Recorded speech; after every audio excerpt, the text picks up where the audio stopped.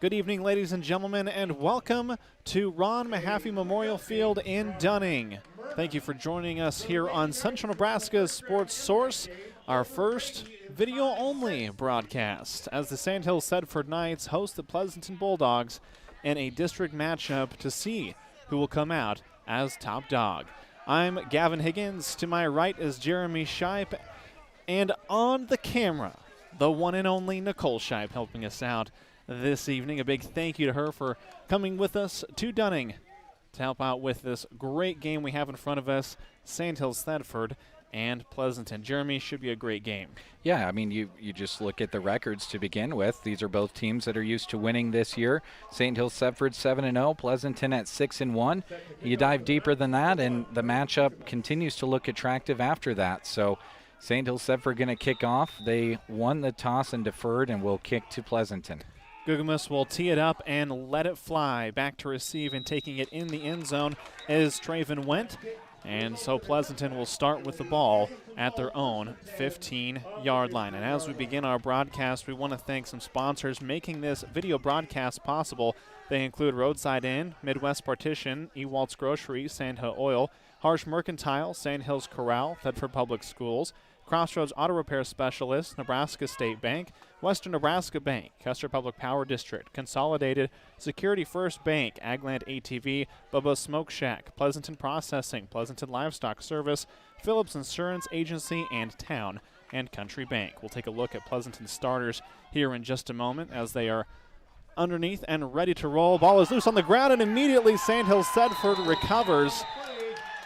So the first snap is a fumble by Pleasanton, and they will give the ball to a high-powered offense inside their own territory. Well, if you are talking about things that you 100% could not do on your opening possession in general, it's cough up the ball, let alone inside your own 20-yard line. Now Sandhills Thedford immediately knocking on the door.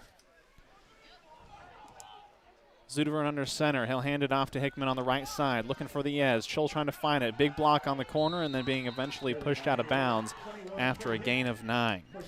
First, before we get to the Sandhills Thedford starters, here's the Pleasanton Bulldog offensive starters. Traven Went, a sophomore, 160-pound senior, not a sophomore. Chase Pulaski, he is a 165-pound senior. Craig Kingston, a 170-pound senior.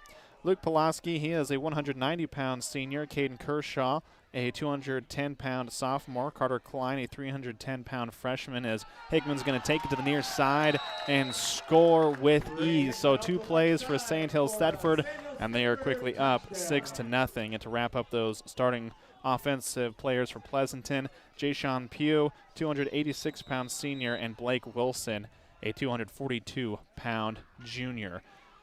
Sandhills Thedford 6-0. Jeremy, if you want to fight for a district title, there's one way to start, and they're doing it perfectly so far, as we'll also punch it into the end zone for the 2-point conversion. 2 plays on that offensive drive for Trey Hickman, and those were the only plays that Sandhills Thedford needed. A 17-yard drive ending with an 8-yard touchdown run by Trey Hickman. He also knocks on that 2-point conversion. 8-0 Sandhills Thedford out of the gate, and it almost just feels like that was basically Sandhills Thedford receiving that kickoff, because Pleasanton wasn't even able to put together one successful offensive play. So obviously that's the first box that the Bulldogs would like to check. Get out here, get their offense out on the field and driving down. Quickly 8-0 as we'll take a look at Sandhills Thedford's starters. Parker Ballinger, 160-pound senior. Seth Scran, a 165-pound senior. Trey Hickman, 170-pound senior, also a senior at 200 pounds. Dane Picorni, Reese Zudervern at quarterback, the senior for the Knights at 195 pounds. Drew McIntosh, 190-pound senior. Zeb Wild, he is a sophomore at 210 pounds, and Andrew Furrow, 220-pound junior. Starting lineup for the Knights as they will kick it off once again. We've only played seconds of this game as Gugamus puts this one high into the air. Went will take it in the end zone for a touchback. So Pleasanton trying to right the ship a little bit as the first touch of the ball they had was immediately turned over to the Knights. Well, and you know that Pleasanton wants to get the ball into the hands of Trevin Went. He's your guy that's got 125 carries, 920 yards, and 16 touchdowns on the ground. He is the guy. You look at the stats, and there's no question that Trevin is going to get the ball. Pleasanton under center, kind of a split wing, as taking the snap and just simply pushing forward is Craig Kingston. Kingston, the quarterback for the Bulldogs, and as Jeremy mentioned, Trevin Went will do a lot of the carries for Pleasanton. Total yards this year well over 1,000, so congratulations to him. Kingston under center. He'll have Went to the near side, handed off the first man through, but not getting much of anything. As coming through there, I believe was Kershaw. So it'll be 3rd down and 7 for Pleasanton. Bulldogs trying to get something going here. Had a close fight last week against Twin Loop, also in the district. We're up big in the first quarter, but the Wolves fought back. Kingston under center, Went in the backfield. Fake the handoff. He'll take it himself, but just nowhere to go. He'll gain maybe half a yard, but that is it. Yeah, the QB keeper is one of those plays that can really spring something for you on 3rd down, especially if you've got a very dangerous back like Went back there. But Sandhills Thedford with good edge containment, and they were waiting for him. Punt formation for Pleasanton. Back to receive, Hickman and Gugamus. Punting it away is Kingston. It will go out of bounds as we'll now mark up where the ball went out. So the 36-yard line is where Sandhills Thedford will take over.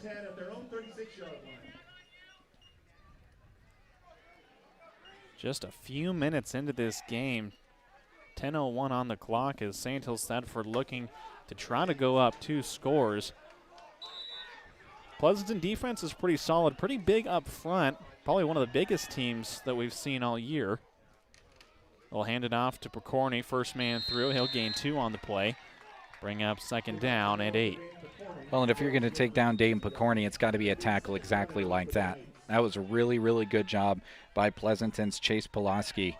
Got in there right away and got him at the waist or lower. If you're going to take down Dane Picorni, it can't be a shoulder-high tackle. He's got very Derrick Henry-like tendencies. Looking to pass, throwing it over the middle, and wide open is Drew McIntosh, and he's going to walk into the end zone. A 42-yard strike. Nothing but green grass as Zudavern hooks up with McIntosh for 42 yards. Well, that's what Sandhills Thedford will do. They hadn't got that much into their run game so far tonight. Usually you don't see a pass that early, but you can tell the statement that Sandhills Thedford wants to make. Drew McIntosh does a great job on those routes. His numbers might not shock you out on a stat sheet, but when Sandhills Thedford wants to throw it, it's usually to Drew. They'll toss it to the near side to Hickman. Race to the corner, and that's a race he will win. The 2-point conversion is good, and Sandhills Thedford, they have a 17-yard touchdown drive that ends with Hickman into the end zone, and Hickman caps off the 42-yard touchdown pass from Zudavern to McIntosh to put the Knights up 16-0. Again, thank you to all of you listening in tonight and watching. As you can tell, I'm already used to saying listening. We're a couple of radio guys from KCNI, KBBN, and Broken Bow. And this is a video-only broadcast. The reason for that is we have MNAC volleyball going on our radio station, KBBN. Over on our other station, KCNI, it's a smaller AM/FM station, so it wouldn't be able to reach you folks in Pleasanton, and I know it wouldn't be able to reach you folks in Sandhills, Dunning, as well as Thedford. So thank you very much for tuning in for our video broadcast today. We're a couple of radio guys. We're not used to doing video only, so you might get way too much description sometimes, and you'll probably get time and score pretty often, but we've done pretty good at that so far. Yeah, not really that bad as Gugamos just absolutely torches the ball out the back of the end zone. You know, it's different for us, and when you talk about radio guys getting on the TV, if you will, is, you know, we're so used to describing so many things so often that in TV you really don't have to, and you kind of watch some of those NFL, NBA, college games, and sometimes they don't even talk about the game at all. They're off on other conversations. And if you're used to it, yeah, that's pretty nice to get used to. But, man, when you're not used to it, it's tough. Snap to Kingston as they will run the option, taking it himself on the far side as Kingston will gain up about 8 on the play. That was a good fake. That's a play that Pleasanton's going to earmark and certainly come back to later. Sandhills Thedford's defense loves TFLs, tackle for losses, and a lot of the time if you're going to get those, you have to sell out on those option plays. In that case, they faked it, he didn't hand it off, and the running back got popped, but Kingston was able to gain 8. He'll be under center this time. Went behind him. Will hand it off to Went, looking for the edge, and he's tackled in the backfield. Oh, what a tackle by Reese. Wow. Zudevern was in the backfield so quickly, and Sandhills Thedford has quite a few tackles for loss this year. Clearly, I mean, you can obviously see it. They're the undersized team here, but I would say they're faster than Pleasanton, but that time Reese just able to kind of shoot the gap and knock down Went for a loss. Reese third on the team in tackles, by the way, with 47. That would lead a lot of teams. Kingston will take it himself. He's got an opening to the 30, 35 to the 40, up to the 35 to Sandhills Thedford. He'll be knocked out of bounds at the 34-yard line. Big run there by Kingston, exactly what they needed. 23 yards on the scamper, and he certainly wanted more. You could see at the end of that play, switched the hand that is he was carrying the ball with and got ready to try to throw the stiff arm, but saying no to that was Sandhills Thedford's Kyle Cox. He leads the team in tackles, by the way, as a freshman. And when your freshman leads and he's a safety, probably not what you want if you're Sandhills Thedford, as Wentz going to take the handoff. He'll pick up about 3, maybe 4 yards on the play. Bring up second down for Pleasanton. And that's really, by my unofficial stats, that's only the third time that Trevin has been involved on the ground and actually been given the ball. So if you're Pleasanton, got to feed that guy. But you've been having great success with Cray. He's under center this time. He'll hand it off to Went in the near side. Run, nice little stiff arm as he'll be drug out of bounds at about the 22-yard line. Should be a face mask against Sandhills Thedford, whether it's, they will say 5-yard variety. Yeah, and I think that was just incidental contact. He got the ball, started going off the right side, and just got a little swipe across the face mask. For a minute, I thought that they weren't going to call it, but I think the official was just having trouble getting that flag out of there. So it's going to be 5 yards from the end of the play, and that's a big penalty for Pleasanton. That'll allow him to pick up the first down. And looking back at last week's stats against Sandhills Valley, a game they won 56-0. I believe, if I remember correctly, Sandhills Thedford was penalized 12 times for over 100 yards. So something that still plagues them here late in the season. Kingston under center. As we'll should have encroachment. But this is just nifty by Pleasanton. You know, you go out there, you get a free 5 yards, and you know that Sandhills Thedford might be coming off of that penalty, adding 5 yards onto it.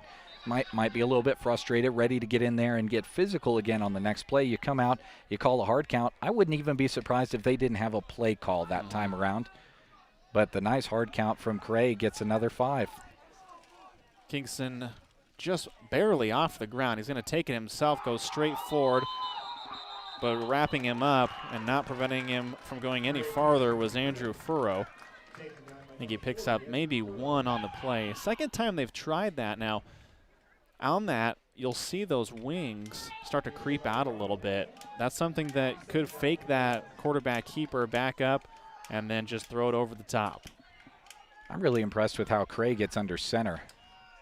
I know at 29 years old, I can't bend my knees that far. He's like basically sitting on the ground every time. Wentz in the backfield. Also, as Pulaski go the near side and then getting dropped out of bounds, be close to the first down marker. We'll see where exactly they mark him. It will be enough for the first down. So 1st and goal for Pleasanton. Finally on the doorstep here. It's been a tough drive. Looking to pay things off after their first drive ended with a fumble. Their next drive, a punt. Now working things tough here. Well, it seems like forever ago that 23-yard run by the quarterback Kingston happened, but that was on this drive, if you remember back at that. Then a couple of free plays and 10 yards, and now they're knocking on the door. Handed off to Went. Went, I think, wrapped up right about the line of scrimmage. Go down as a gain of nothing for Went. That was a good job by Zeb Wild. He just kind of shot in there. He didn't really have anyone he was trying to engage on the defensive line. He just kind of made things messy, and a few people tripped over him and didn't have anywhere to go running the ball, that's for sure, for Went. Just kind of had to run into the pile. Halfway through this first quarter, Kingston under center, toss it to Went on the near side, looking for a hole, gets hit initially and then driven back. First contact made by Wild again, but able to pick up about 1.5 yards is Went, so that will put him right outside the 5-yard line. Bring him 3rd down and goal for Pleasanton.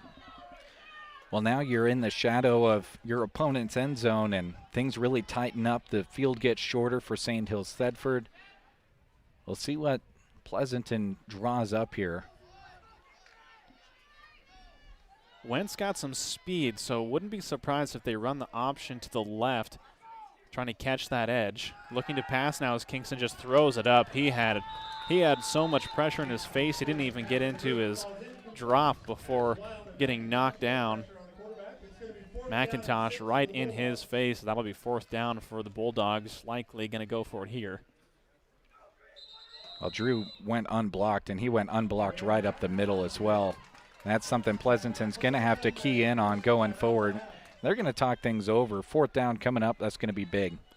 Big down here for Pleasanton. Obviously with no commercials. We'll take a break, but it'll just be a little music for you right here on Central Nebraska's Sports Source.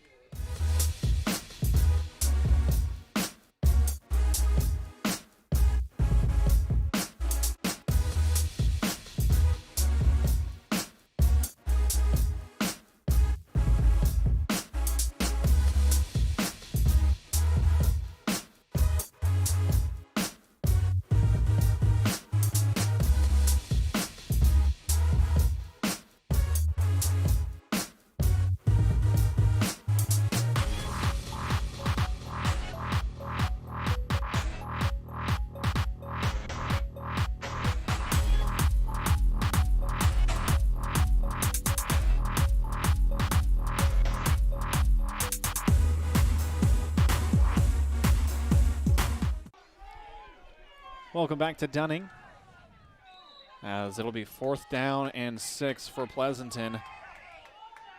Under center, Kingston. Fake the handoff, option right. He's got all bunch of space. If they can get it to Went, contact the goal line, and he's able to push his way in for the touchdown. Good physical running there. As scoring the touchdown is Went, and that will put Pleasanton on the boards from 6 yards out. And he's had 7 carries for 14 yards, so it's been tough sledding for him. But they didn't go away from him inside the 10-yard line. They stuck with him. He had a big collision down there with Kyle Cox right at the goal line. And when that collision happened, he was still only 25% sure he was going to make it in. He just was able to shove his way in. Kingston under center. They'll toss it now to the near side to Went.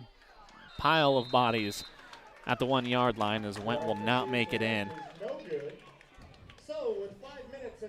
But Pleasanton able to get on the board. 16-6, Sandhills Thedford still with the lead. And Jeremy, that's a drive that was really successful. Kind of once Pleasanton settled down a little bit, they're pretty effective. Yeah, they kind of got into Sandhills Thedford a little bit with that penalty. That first one was that face mask. Sandhills Thedford swiping across the face mask of Went But then I was really impressed. They came right back, did a hard count when Sandhills Thedford just wanted to really get back out there and get that yardage back after having that face mask. Got another free yards. So, that's 10 free yards on 2 back-to-back plays. And besides that 23-yard run by Kingston, I'd say those were the highlights of that drive for Pleasanton. But now you got to turn around and you've got to stop this offense of the Knights. You can't win a game without some defensive stops, and you don't have to tell Pleasanton that. Weston Leffelholtz will kick it away for Pleasanton. Back to receive is Zudevern and Hickman.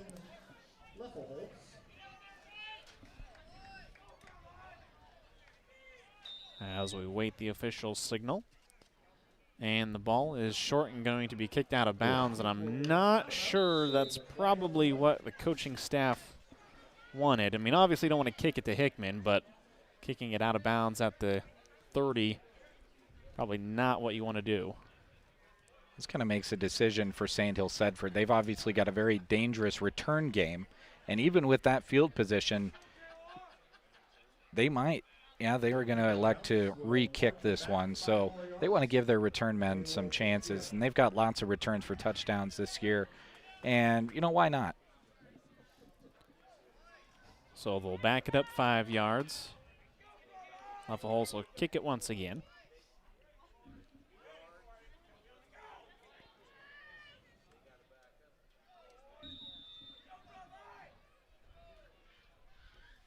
And they're going to do the same thing, and it will once again carry out of bounds. So we'll see if they do the same thing, if they re-kick it. Well, it's very clear that they know that the return game for Sandhills Thedford is dangerous as well, and he's just kind of trying to angle it over there and get it to roll down, but it's just rolling too far and going out of bounds. Want to keep it in play, obviously, because it's 5 yards every single time this happens, and the longer you wait to keep that ball kicked in bounds, the further back on the field you're going to be. Hickman's actually creeped up almost to the 25. He's standing right over there where he keeps angling the ball to, and that kind of makes you worried if you're Pleasanton. Now you got to think about changing your plan on which side of the field you're kicking it to. It's still Zudevern on the other side, and Hickman's going to get a chance here. And this is going to be dangerous if you're Pleasanton, but they cover it beautifully. They kick it short to prevent Hickman from getting ahead of steam, and there to cover it, Chase Pulowski is able to knock him down, but Sandhills Thedford still with really good field position. If this game ends up going long and go late into the night, we'll kind of think about that exchange there, the few kicks that went out of bounds, and then we got like a 8-yard return out of it. But Sandhills Thedford, they come out of it with good field position again, up 16-6. Knights will go I formation, handed off to Hickman. Hickman, second man through, he's to the 40, 35-30, race to the edge, 20, 15, 10, 5. Went will not catch him, and that's a touchdown, 43 yards out. And Hickman, a one-play, 43-yard touchdown drive for the Knights. Big play from Hickman. The change I've seen last year before he was injured, he kind of wanted to outrace everybody all the time, whether it was the first 5 yards of the play or the last 5 yards of the play. This year, a lot of his plays are being sprung by the blocks. He's waiting for his blocks to develop, and it's getting him good runs like that. We'll go split to the far side. Looking to throw is Zudevern, and he'll hook up with McIntosh for the 2-point conversion. So a 43-yard touchdown run extends the lead for Sandhills Thedford with the PAT, 24-6, Knights on top. 24, Pleasanton 6.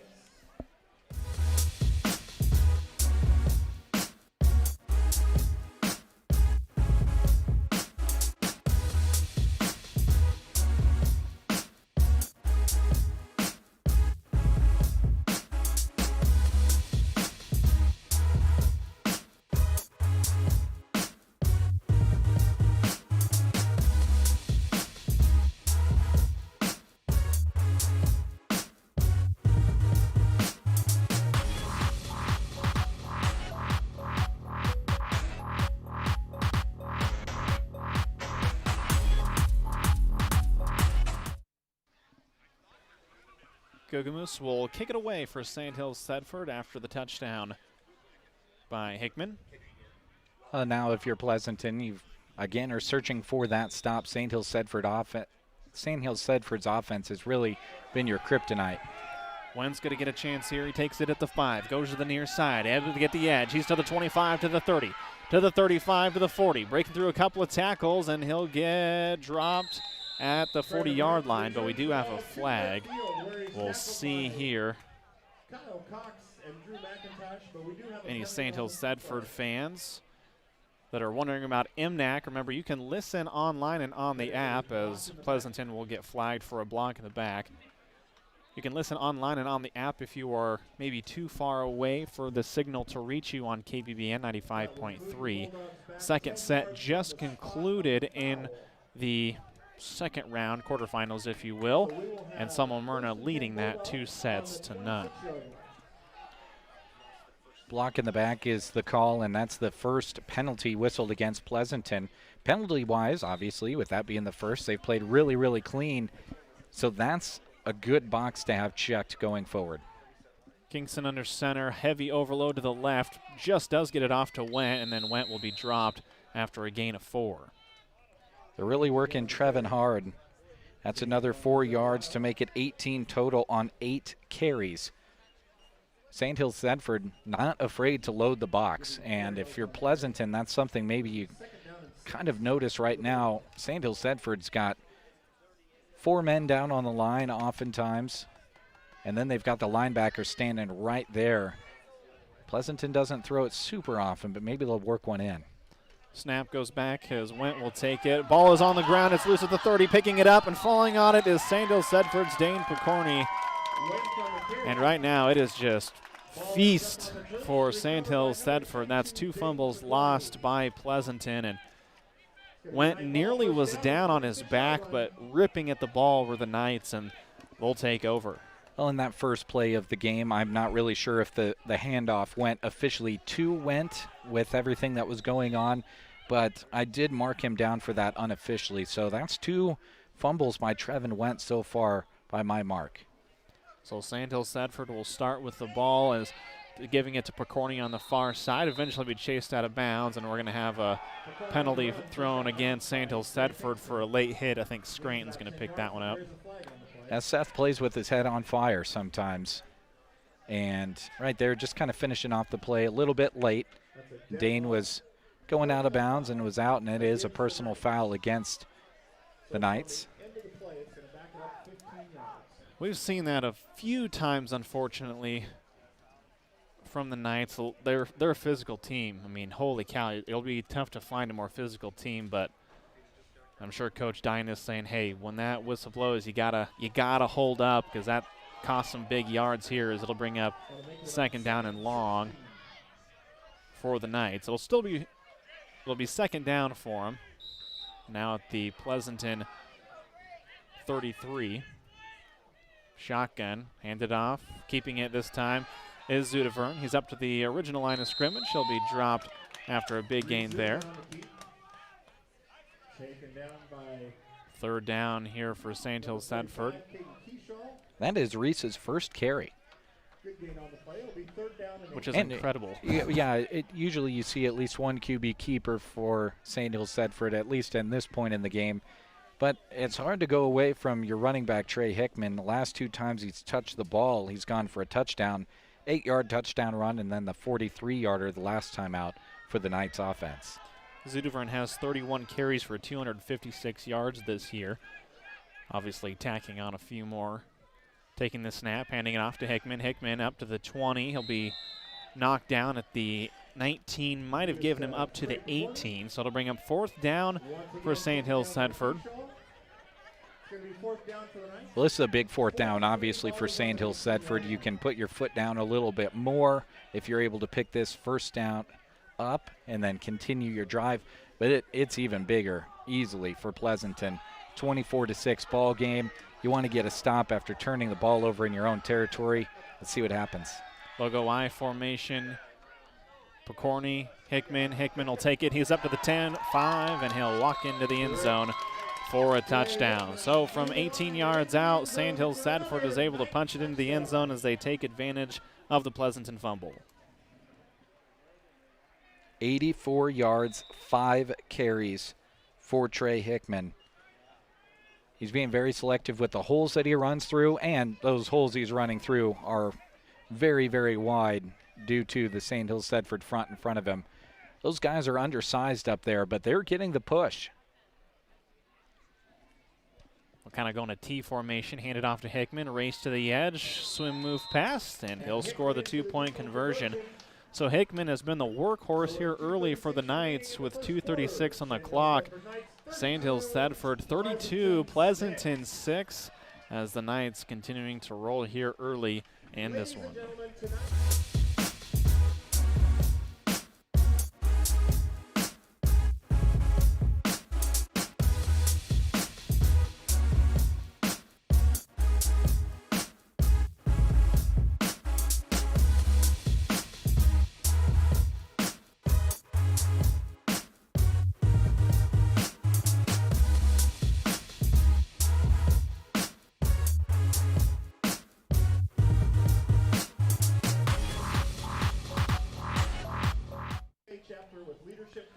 The Knights up 32-6 here on Pleasanton at home.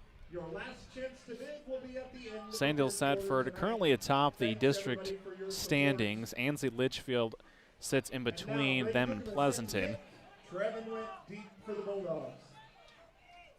It's kind of been announced as this is the title right here as Gugamos kicks it high in the air. Went takes it at the 10-yard line up to the 15, now the 20. Spin move out to the outside, and then a host of green jerseys will bring him down at the 35. So a nice return there for Trevin Went as the Bulldogs will start on their own 35.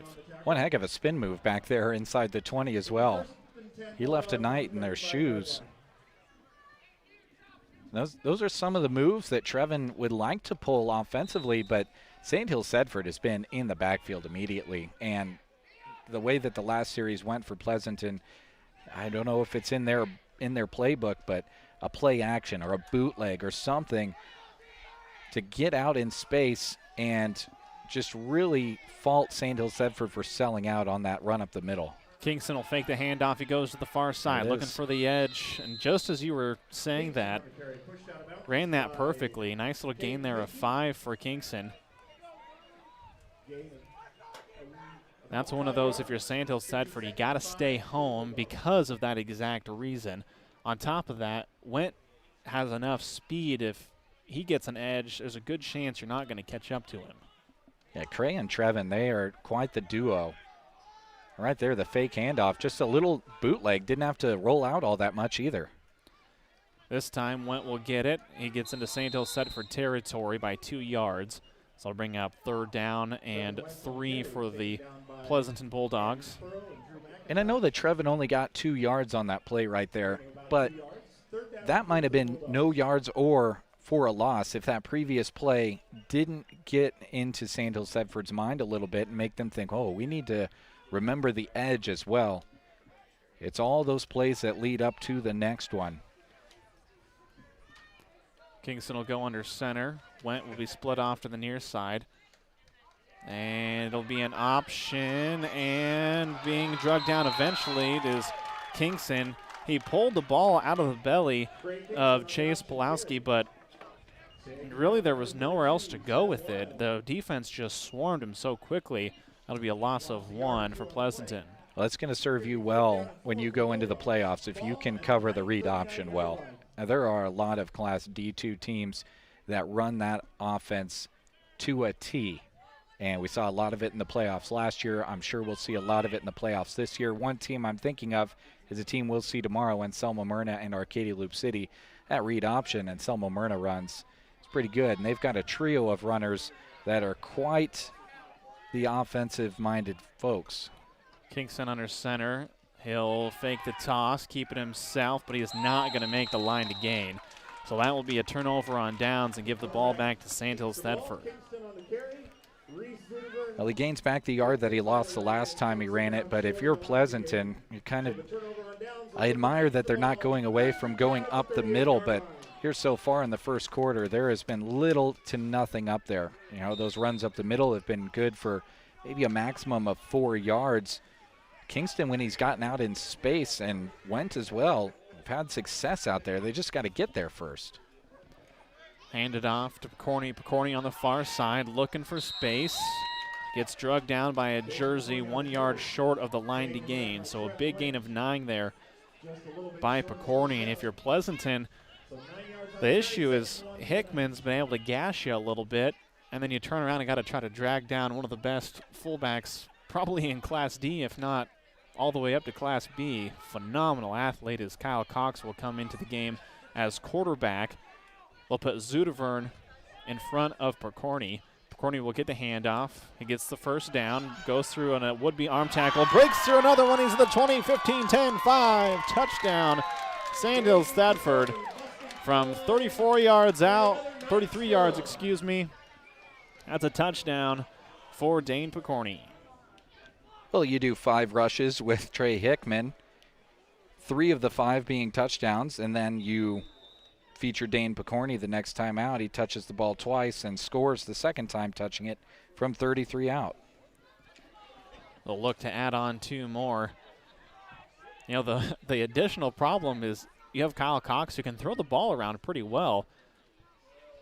This time he's going to keep it on the option, dives for the goal line, but will not get there. As a 2-point conversion will be no good, but Sandhills Thedford tacks on 6 more, now 38-6 in favor of the Knights. Well, if you think about Sandhills Thedford's schedule so far this year, you know, in the games that we've covered of the Knights going up to this point in the season, you just kind of wonder when that team is going to come that gives the Knights a challenge. And we've talked to Coach Dynas about that. You know, finding that team that's going to go out there and really go toe-to-toe with Sandhills Thedford. And, you know, really Sandhills Thedford's rating coming out of last season, they were at the top.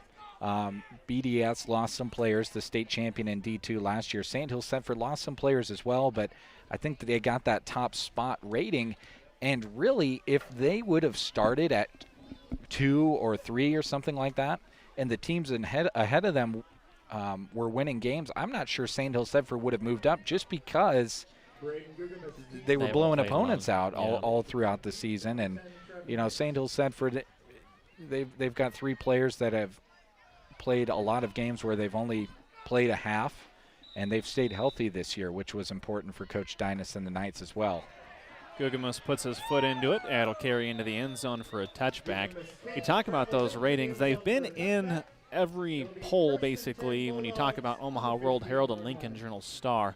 Now, the World Herald had BDS ahead of them for pretty much for a majority of the year. BDS lost, and then they shot Kennesaw up ahead of them just because of who they play, I would assume. So right now, the Knights at the number 2 spot, according to the Omaha World Herald. Number 1, however, with the Lincoln Journal-Star. Now, at the end of the day, it doesn't really mean much because you still have to win and to get to that state final. Well, you kind of look at the records of the teams that Sandhills Thedford has played so far this season. Besides Ansley Litchfield a couple of weeks ago and Mullen to start the season, this is only the 3rd team with a winning record that Sandhills Thedford has played. Kingston is swarmed and dropped after a gain of nothing. And that will bring us to the end of the first quarter. Knights have come out on fire as they lead 38-6 here at the end of 1.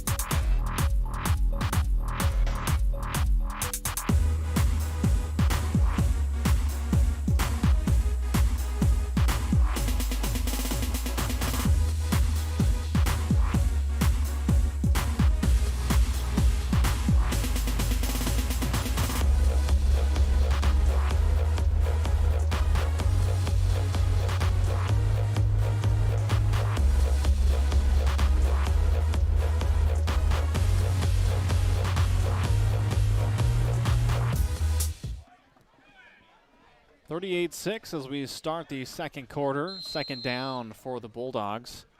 Be a gain of 2 for, I think, nope, it is Chase Pulowski went through at that time. Carried by number 11, Chase Pulowski.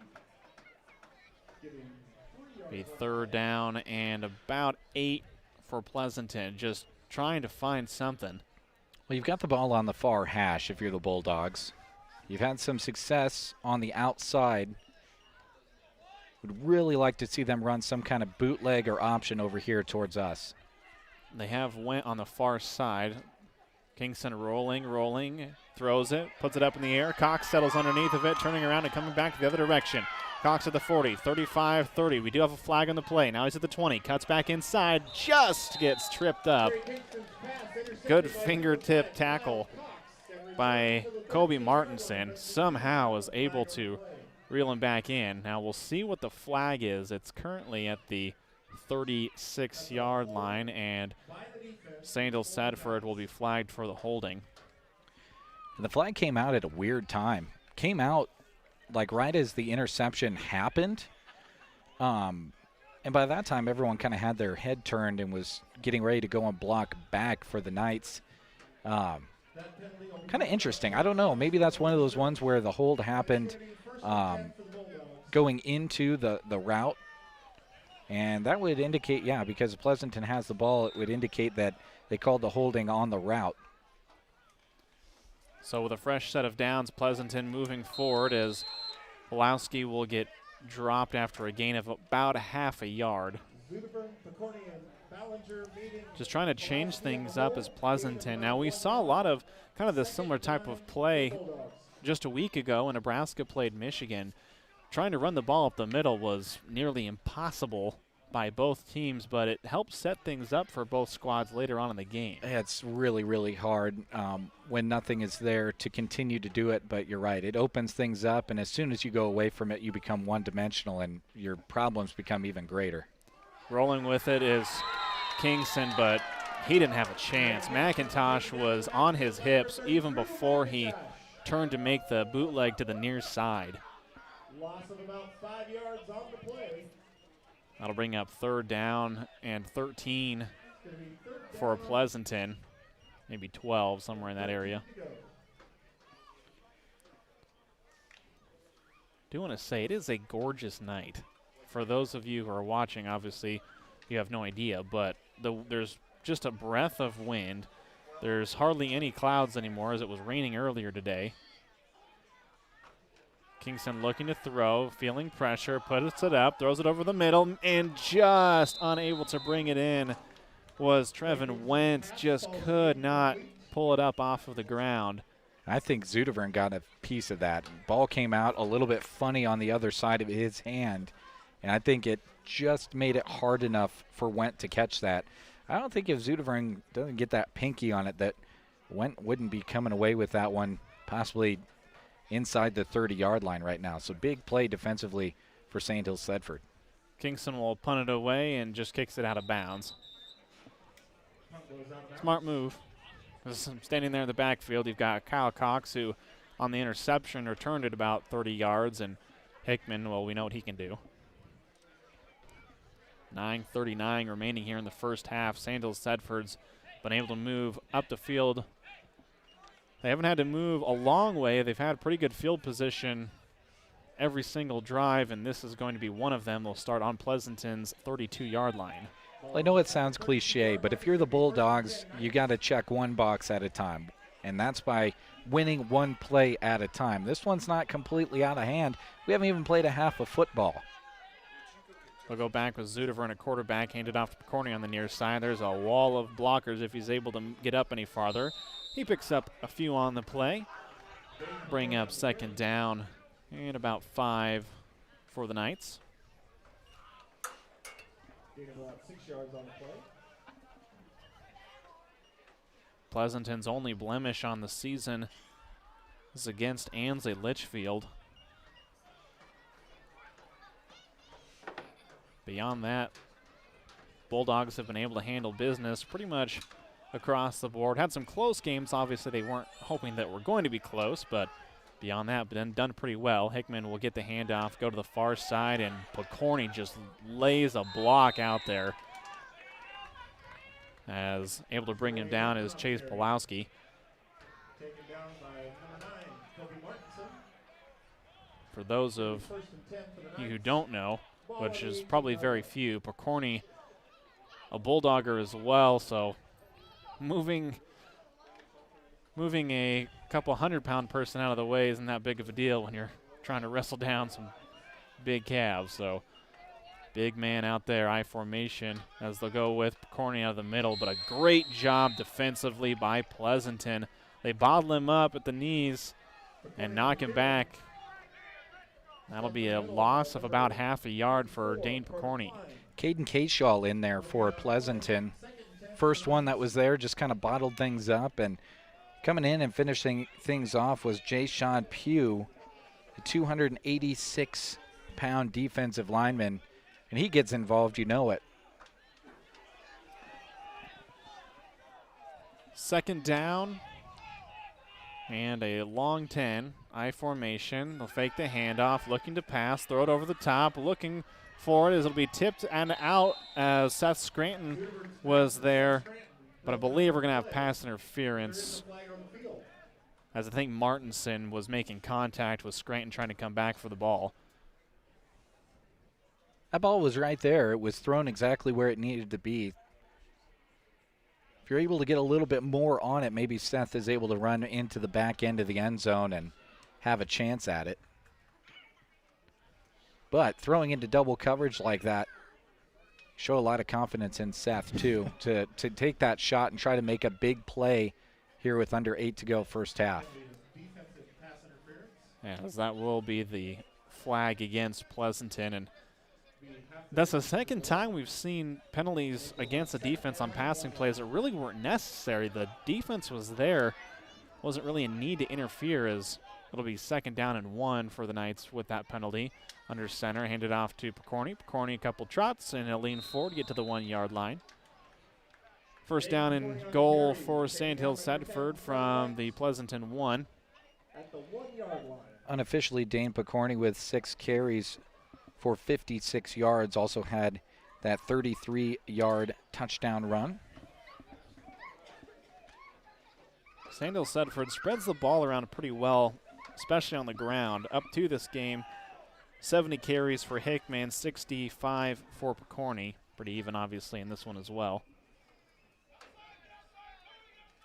Ball handed off to Pokorny, and the big man runs right on the left side and scores a touchdown from 1 yard out. Dane's second score on the ground this evening. Trey Hickman, the other back, has 3, and then the Knights have 1 through the air as well. Reese Udever, a 42-yard pass to Drew McIntosh. They'll look to tack on 2 more. They'll go I formation once again. Nice part about this look is there's so many different options you can do. They'll just give it to Pokorny. Pokorny will chug forward, drive his feet, and he will be just short of the goal line. So with just over 7 minutes remaining here in the first half, Sandhills Thedford 44, the Bulldogs of Pleasanton 6.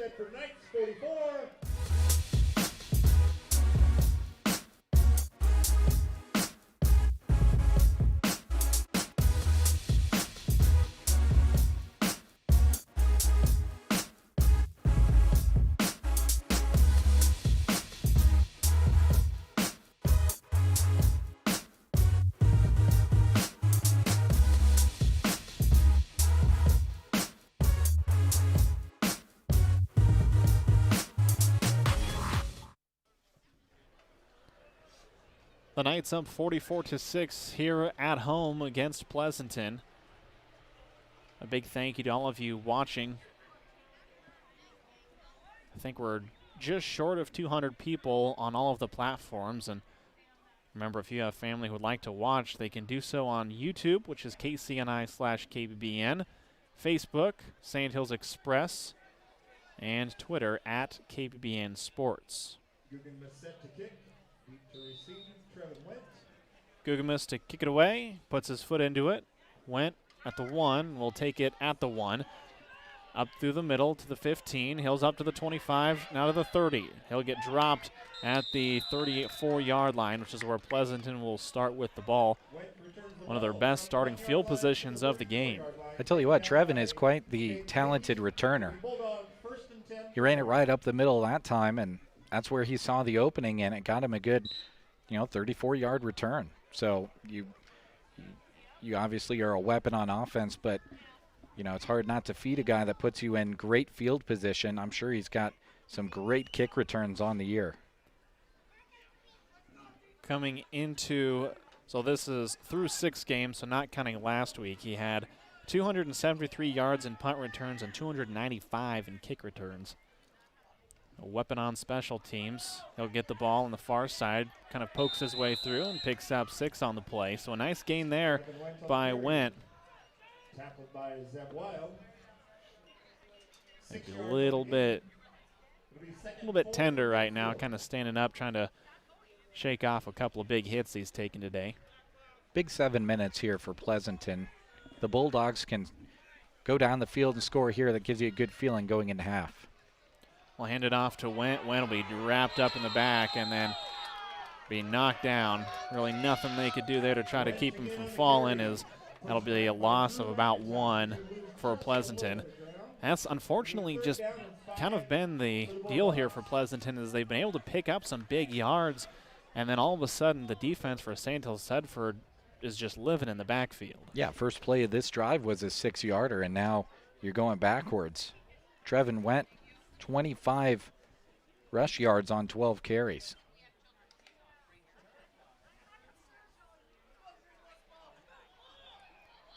Little split. Pulowski out to the far side, fake the handoff. Kingston keeps it, able to get through 1 tackle, but then there's 3 more Knights there to wrap him up, as that will be a no gain on the play and bring up 4th down for Pleasanton at their own 39-yard line. And that was a good play call. It is a play that's designed to go around the outside. The problem was Sandhills Thedford got such a good push off the snap of the ball that when they were faking that handoff and doing that read option to the outside, the defenders were already there. And that affects a play in a play that's supposed to loop more to the outside. When you've got a defender right there, it just really affects your decision making. Went and Polensky in motion. Now Kingston's going to throw it to the middle, but there's no one around, as both of his receivers kind of ran wheel routes to either side, and that'll be a turnover and give the ball back to Sandhills Thedford. That was the 3rd pass attempt that Pleasanton has tried to get out there. You remember the last pass attempt was intercepted, but it was given back to Pleasanton because of a holding call. So 4 passes up in the air, and Pleasanton hasn't been able to get anything going when it comes to the pass game. So might be something that they think about, running some different routes or something in the second half, because running the ball up the middle, Sandhills Thedford has shown they're not going to allow that easily. I formation here. He'll pull it eventually. Does Zudavern. He gets through a couple tackles, and I have no idea how he turned that into a positive play. That was a 12-yard gain, and what nearly was a turnover, a fumble, an illegal forward pass, all in about 5 seconds. Well, Pleasanton had him bottled up. They had him right where they wanted. They even had him by the legs. You take a talented runner's legs out, they're not going to be able to detach at the hips and continue to run with their arms. So if you're Pleasanton, you just got to finish that off and wrap up. Not even sure how he still has his shoes on. Picorni will get in on as the first man through. Hurdles a couple of men as taking him out at the knees as he gets up to the 15-yard line. Was, I believe, Caden Keyshaw, I think, got him on that one, as Picorni is going to limp to the sideline. So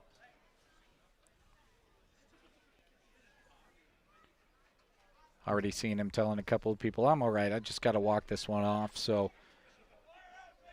he'll go over to the side. And, for Sandhills Thedford, now you've got Hickman in there. You got Zudavern in at quarterback. Now Kyle Cox, who was the backup quarterback earlier, that's Gugamis that's going to come in. and play at the fullback position. Landed off to Hickman. Hickman on the left side. Leans forward and picks up 4 on the play. Trey Hickman carries the ball down to the 11-yard line. But I tell you what, Gugamis, the first person that he blocked on that play, I believe, was Jayshon Pugh. He's 286 pounds, and Gugamis is 130 pounds. And he stood right in there and delivered a pop, and it gave Trey just a little bit of room to squirt forward for a few. We'll keep Gugamis in.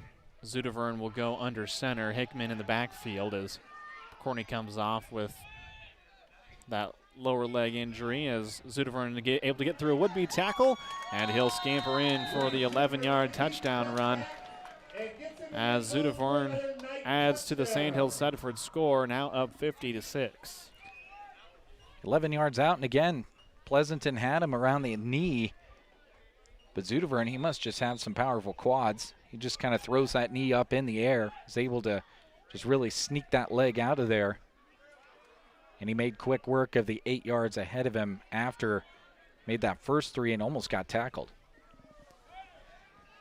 And it looks like they're going to try to kick for the extra point. So the first time we have seen Alvaro Ferran as he smokes it right through the uprights. Well, and Ferran is one of those that we've seen him kick some when you and I were here not long ago, earlier on in the season. What was it, a 35-yarder?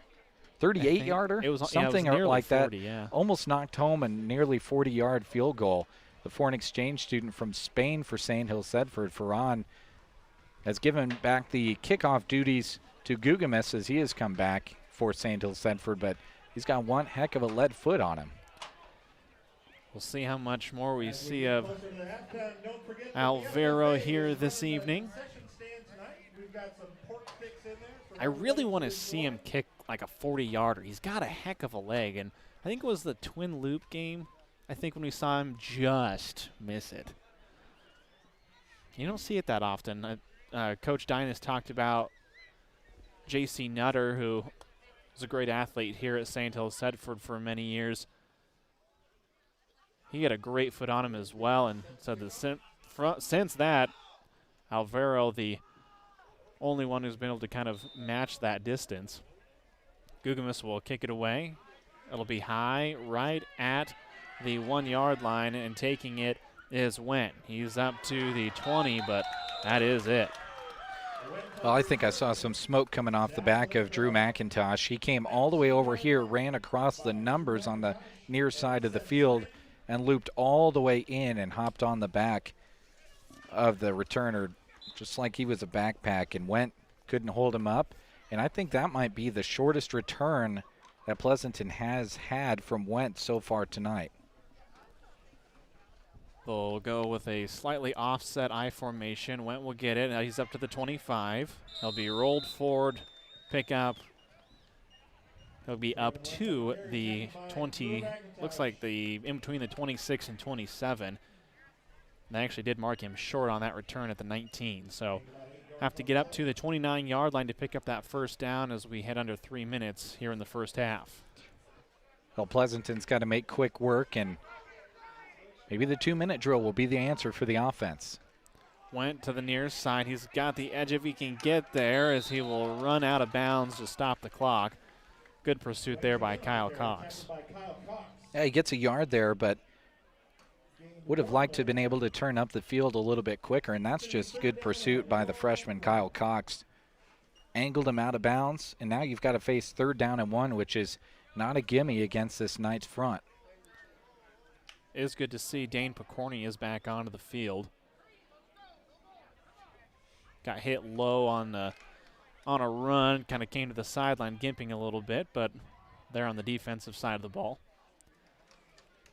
Handed off as getting dropped immediately is Went.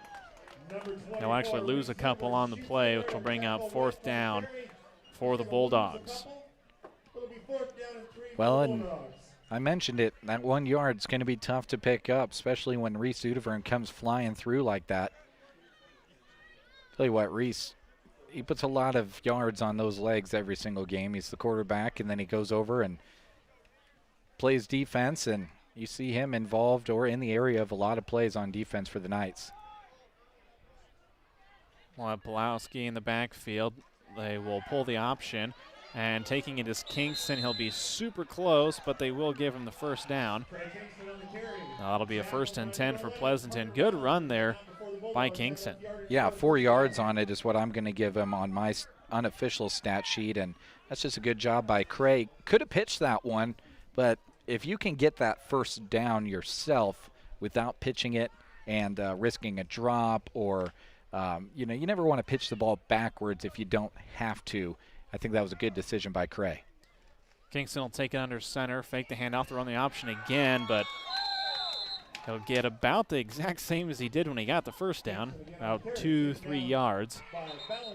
As, let's see, I think Pleasanton is going to take a timeout. So with 1:28 remaining here in the first half, Knights 51, Bulldogs 6. We'll take a quick little break.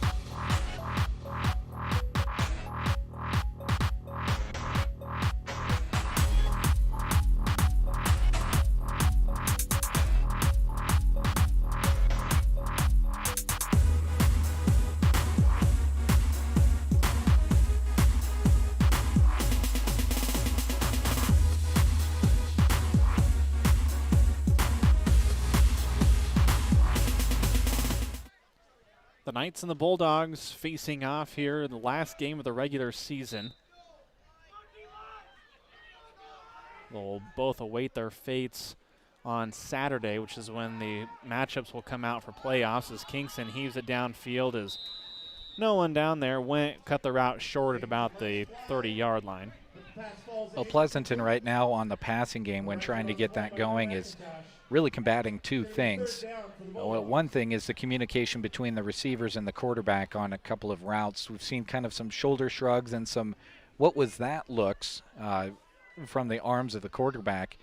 But also, he's having to throw that ball way quicker than he would like to. He puts his eyes up, and the first thing he sees is a green helmet. And I've never done it myself, but I would imagine it's very hard to throw a ball up a field completely blind, not knowing where it's going to go.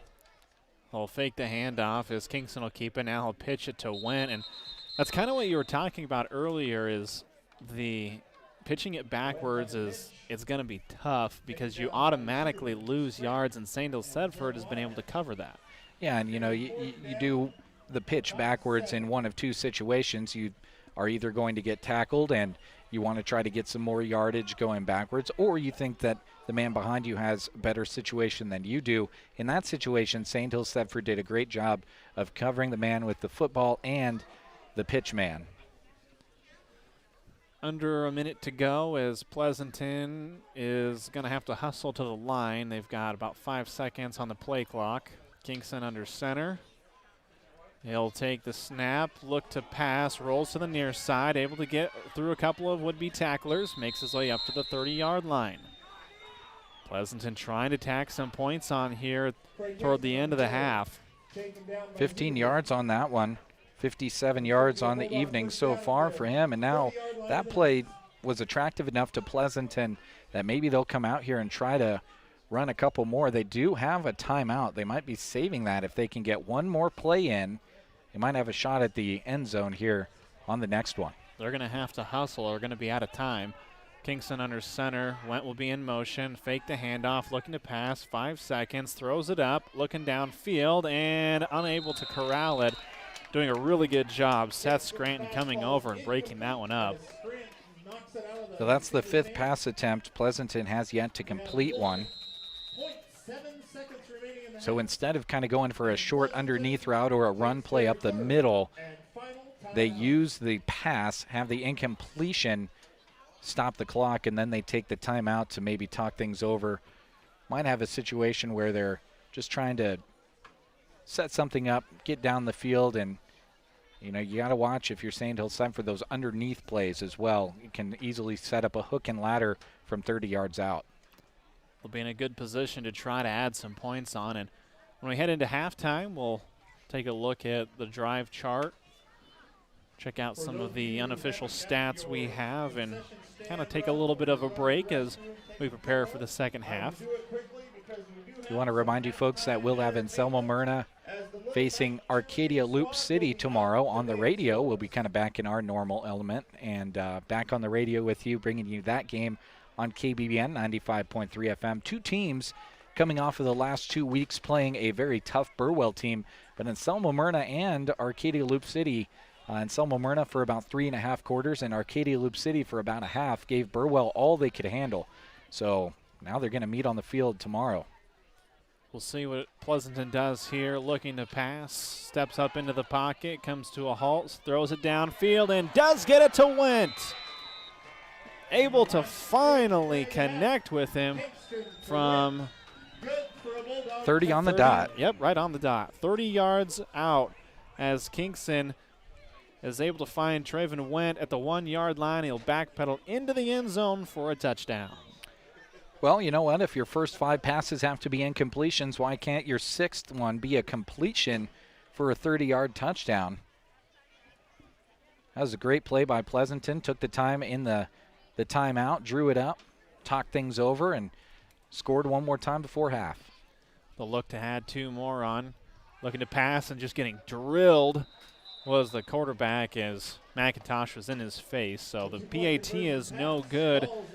But the Bulldogs finding a little momentum as the half comes to an end. They still trail 51-12 here against Sandhills Thedford. We'll take a little break, kind of regather ourselves, and come back with some halftime stats.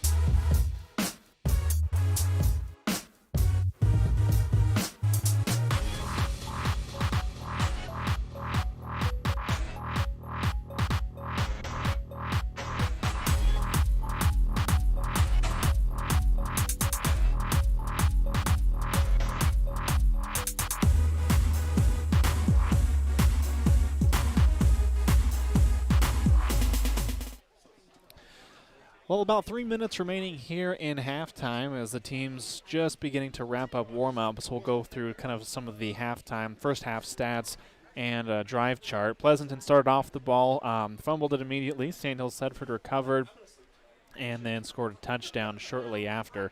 11-yard touchdown run by Hickman. PAT was good. Hickman with a handful of touchdowns here this evening. Also, Pleasanton's first score off a 6-yard touchdown run from Wendt. He also scored their other touchdown to end the half, a 30-yard touchdown strike from Kingston to Wendt. Both PATs were no good, however. Now, in between that first and second quarter, it was all Sandhills Thedford. Touchdown runs, touchdown passes, 43-yard touchdown run by Hickman, 18-yard touchdown run by Hickman. Pokorny also got on the board and into the stat sheet with a 33-yard touchdown run and a 1-yard touchdown run. Zudevern also in on the scoring as well with an 11-yard touchdown run. Let's take a look at some of the stats now. I do want to start the stats by saying what I often say in that these are unofficial. First for Pleasanton, passing the ball, Craig Kingston has one completion for 30 yards and a touchdown. That was the last play of the first half. Trevin Wendt was on the receiving end of that on the 30-yard reception for a touchdown. Trevin also ran the ball quite a few times. In fact, he ran it more than anyone else for the Bulldogs. 16 rushes for 33 yards, also had a 6-yard touchdown run in there. Craig Kingston, the quarterback, ran it 14 times for 57 yards. Chase Pulaski also ran it 3 times for 3 total yards. 2 penalties there in the first half for Pleasanton. Really clean as far as penalties go for the Bulldogs. Now we look at Sandhills Thedford. Reese Zudevern put the ball in the air one time, and it was a completion for 42 yards to Drew McIntosh for a touchdown. He also ran one in from 11 yards out, 3 carries, 31 yards for Reese. For Dane Pokorny, 8 rushes, 68 yards, and 2 touchdowns, one from 1 yard out, one from 33 yards out. And Trey Hickman with 7 rushes for 95 yards, 43 yards of that coming on 1 touchdown run, 18 and 8 were the other distances for his touchdown runs for Trey Hickman. 4 penalties in the first half for the Knights. Taking it is Gugamus. He cuts back to the far side of the field. He'll be drugged down by his ankles. Be downed at the 32-yard line. Sandhills Thedford won the toss to start the game, elected to defer to the second half. Will start with the ball on their own 32-yard line. Might be the worst field position they've had all game. You could be right in saying that, yes. It's within a few yards here or there. Do keep in mind the 35-point rule as well as we come out of halftime, which means the clock will run except for a few different situations. Pokorny with the run, picks up 3 on the play. Kingston there with the tackle. As the game progresses along, probably see a bunch of different changes as Coach likes to do. Yeah, might see that maybe a little bit later, seeing as this is the final game of the regular season. If there's a time to work out kinks, if there are any for Sandhills Thedford, the time is now. Last regular season game going into the playoffs next week. But you also want to stay healthy, so you got to find that happy balance. Taking it as Zudevern cuts through the middle up to the 20 or 35, now falls forward to the 30-yard line. Another big gain there by Zudevern. Really hasn't had to handle the ball much. We'll actually mark him short of the 30 at the 31. Really no reason for him to handle it too much. Now, of course, last year is a little bit different of a story when you had Grant Ahlstrom as your quarterback. Then you had a 3-headed monster on top of having Ahlstrom, so really this offense hasn't changed a ton. Obviously still very, very effective. Hickman to the near side, couple of blocks, gets drugged down from behind. He'll be down at the 25-yard line. That was a good job by Wendt. Fell behind on the play. Hickman's got a lot of speed, but Wendt really strode out and caught him by the shoulder pad to drag him out. I have to say, I'm really impressed. I know we just came out of halftime and everyone's kind of caught their breath back, but Pleasanton's big guys on the defensive line are doing a great job of keeping themselves in place, getting up off the ground quickly. They're not hanging their heads. we're hardly seeing any hands on hips. They're a very in-shape team. I formation. Hand off to Corney, bounces off tackle, 15-10, stiff arm, and he's into the end zone. From 25 yards out, Dane Picorni tacks on 6 more points to the night score. One of those situations where the clock will stop is on scores. If you're wondering why the clock is stopped on your screen, that is why. 35-point rule, of course, means that when we reach the second half and one team is up by 35 points or more, that clock will continue to run in most situations where it would stop otherwise. And now we're going to be able to see Ferran kick another extra point. Alvaro puts his foot into it, and that's about as clean as a kick as you'll ever see. Extra point is good. Sandhills Thedford 58, Bulldogs 12 from Pleasanton. Now the part that kind of bites is you have to wait, regardless of whatever the score is, you have to wait till Saturday to see who you match up against. And remember, with the format, you've got East and West, so that will be your first round. And then after that, it's you play wherever. You could be playing in the Panhandle from the east side. You could be vice versa. You just never know. And when we get into the playoffs, you know, this discussion has been had by several people before, but there's kind of that East-West rivalry. You know, if you're a team that loses in the playoffs or you don't make the playoffs, you're kind of rooting for those other West teams because in the past, you know, you kind of get the short end of the stick when it comes to travel. You're traveling east a lot, traveling a long distance, and, you know, the powers that be sometimes maybe don't put your best interest in mind when you're a West team. So it'll be interesting to see how everything plays out and see those brackets. It's an exciting time of year. Alvaro's going to kick it away, be a low line drive kick, goes to the corner. That's the type of stuff that you see in college, where they will angle it to the corner, so that forces those returners into a much narrower window, and he is really good at that. Doesn't quite kick it as cleanly as Gugamus does, but still very effective. Well, what closes that gap is having lead in your foot, I think. Just deflates the ball when he puts his toe into it. By the way, kicking a ball tonight, if your toes are at all cold, I mean, that would sting a little bit. Hurts enough to walk. Kingston under center. Takes a snap, looking for the option. They'll throw it to the outside to Went. That's just a really good job by Went. Kind of the hesitation there to allow the blow by, and then picks up an additional yard or two. Yeah, coming out to try to tackle him was Connor Cooksley, and Connor did the right thing. He went for Went's legs, but Went did a good job, just stuck his arm out there and shoved his legs backwards. But Cooksley was able to hold him to just a 1 yard gain. 2nd and 9 for Pleasanton.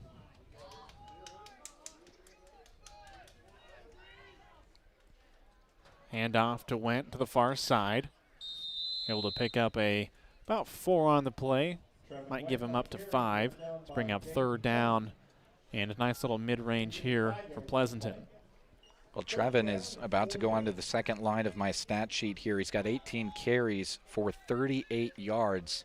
You know, you divide that one number by the other, and your average is significantly lower than it's been so far this year for the Bulldogs running back. But I don't think he's going to let that hold him down. They're going to want to catch some steam going into playoffs, and they're a very, very dangerous team. Went will get it on the far side, and just too much night defense there as he'll pick up about 2. So I'll bring up 4th and short here for Pleasanton. Now you're pinned in your own territory, but you're trailing big here. Might bring in the punting unit. Looks like they're going to at least show punt. Whether they stick with that or not has yet to be seen. I mean, I wouldn't be surprised by a fake, but you kind of start from farther back behind the line. It will be a punt. Goes a mile in the air. Taking it is Hickman. He'll call for the fair catch at the 32-yard line. So the Knights will take over at their own 32. The defense holds after a couple of Good plays there by Pleasanton, but that bend, don't break defense continues here for the Knights. Zudevern will come back out and play quarterback again, as I don't see Cox out there at all. Boy, when that running clock rule is going, you just cruise through clock, don't you? We're already under 7 minutes to go here, third quarter. Handed off to Hickman on the near side, looking for the edge. Has a couple of blockers, and then steps out of bounds. I don't think Picorni knew where he was at. Hickman was trying to push him into another block as Hickman is able to pick up the first down. I think Dane kind of turned into a defender there, almost kind of shoved him out with his butt. And Hickman was like, hey, I'm behind you. You're my lead blocker. And Dane said, oh, it's okay. Just step out of bounds. We'll go back. We'll get her on the next play. Knights quickly into Pleasanton territory. High formation. They ran plenty of different looks, which the speed and power that Sandhills Thedford had already makes this a tough stop, as Hickman's going to break it loose, and he's going to go into the end zone on a 37-yard touchdown run. Continues to add to his stats. Great run there, but really it all broke loose because of Parker Ballinger. Sitting here on the near side, sets up a beautiful block on the end, and there was no one left to stop Hickman as he races into the end zone. Well, I know Coach Dynas is really happy to have Parker back. Didn't have him for the first couple of games of the season. Now Parker looks like he's in mid-season, late-season form. Perron's kick is good. It hung there for a very long time and snuck in over top of the crossbar, but Alvaro 3 for 3 in PATs thus far. Knights up 65-12. Should mention for those of you that would be interested, again, a reminder, we've got some coverage coming to you the next 2 days on radio on KBBN 95.3 FM, as well as the app and kbbn.com.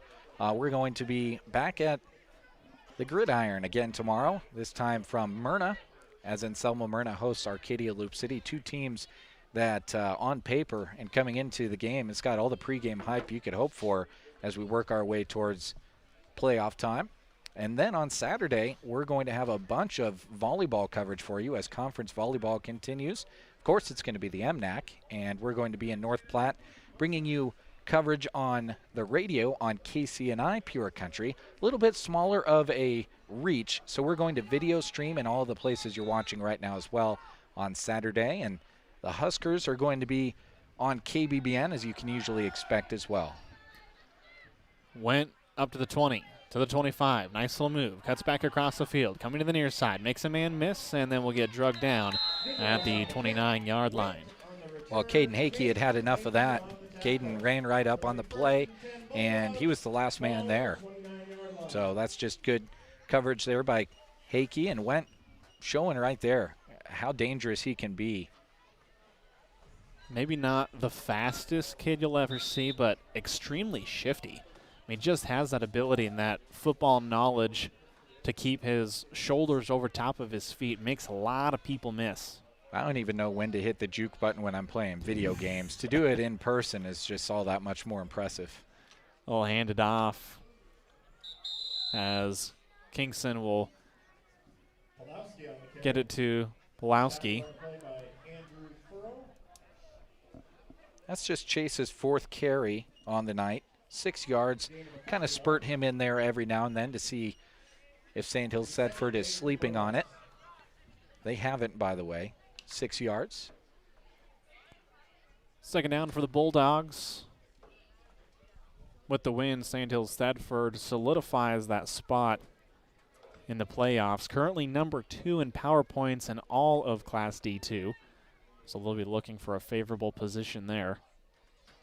Kingston hands it off to Went. Correction, going through there was Copeland Karstens.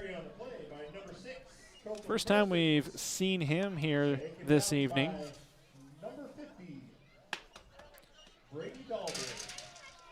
Could That's a good low gain on it, though.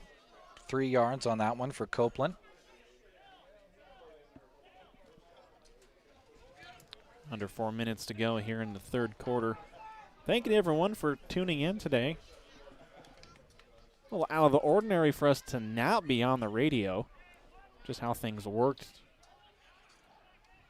Kingston will take it, come to the near side on a bootleg. Nice little hurdle there. He's up to the 35. Ball comes loose. It's going to stay and roll just out of bounds.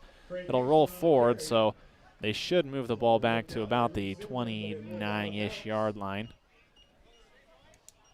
20 yards on the carry for Craig Kingston. He's been the most successful ball carrier at the quarterback position for Pleasanton. The fumble, they're going to give him the yardage on the fumble forward. So maybe I'll just shoot the gap on my stats. But that's kind of one of those situations that you kind of think like, well, if you can fumble the ball forward and out of bounds, then that's free yardage onto the end. So they're going to be sitting right out at the 23-yard line.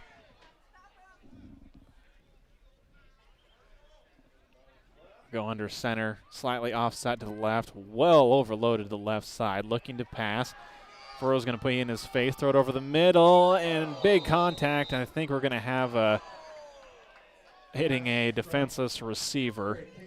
And that's just unfortunate for Sandhills Thedford, but if those hits are going to happen, they have to happen, A, if the receiver has already caught the ball, or B, when you're going to make a play on the ball. And it's almost like Copeland could tell that because he saw the player coming in. He had a chance at making that catch. Wasn't able to reel it in, and I think it's because he knew that hit was coming. Now, targeting is kind of an interesting call because I don't know if he led with the helmet so much. I think he hit him in the shoulder rather than the head area. But either way, they're going to be similar type penalties as far as the outcome, I should say.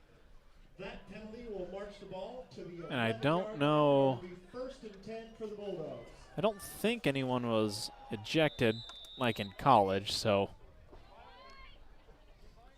nonetheless, it's first down and 10 for Pleasanton. Carsons will get it. He's up to the 5, lean forward, and they'll hold him right at the 5, so it'll be second down for Pleasanton. Carson's on the carry, takes the ball down inside the 5-yard line. Clock rolling along here in this one as we'll make some substitutions, start to see some of those second teamers come into the game. Well, and it's the same story for both teams. These are both playoff teams. You go into the playoffs, you want everyone healthy, give yourself the best chance going forward.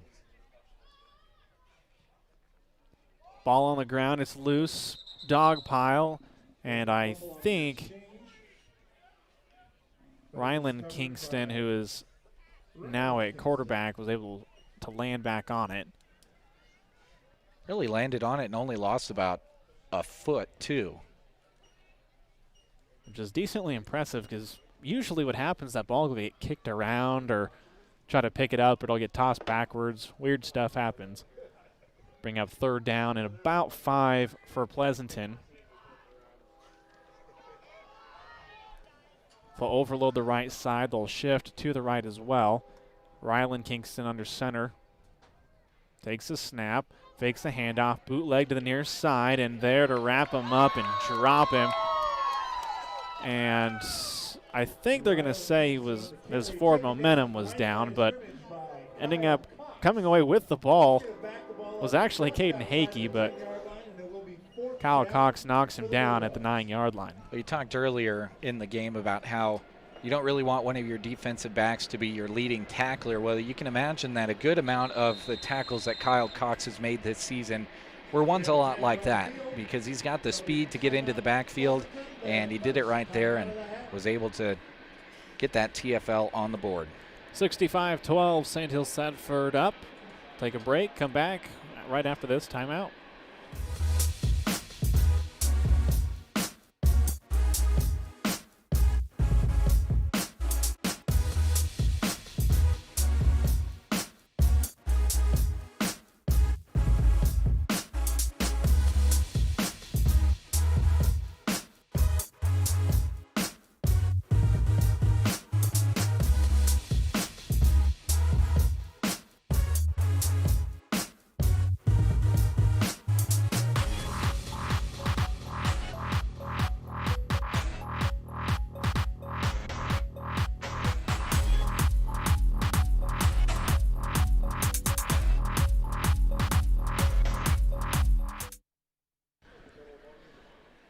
Pleasanton does actually take a timeout.